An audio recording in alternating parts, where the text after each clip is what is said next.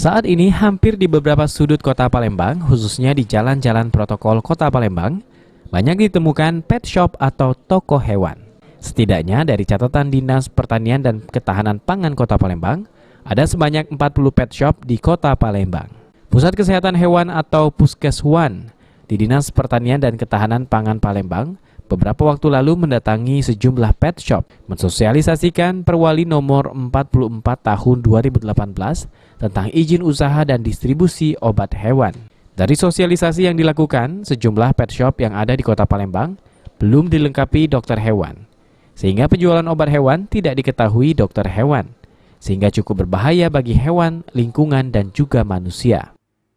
Kalau kita lihat sekarang memang ada pet shop yang belum ada dokter hewannya, sehingga penjualan pendistribusian obat hewan itu kan tanpa resep ya, tanpa diketahui oleh dokter penanggung jawab. Ini berbahaya. Kenapa? Karena obat yang dijual itu adalah obat-obat keras, ya kan?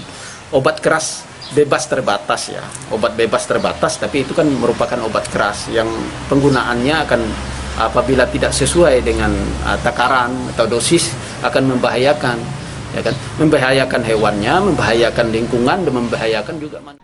Adanya sejumlah pet shop di Palembang yang tidak mentaati Perwali nomor 44 tahun 2018, maka menurut Kepala Dinas Pertanian dan Ketahanan Pangan Palembang bisa dilakukan penutupan.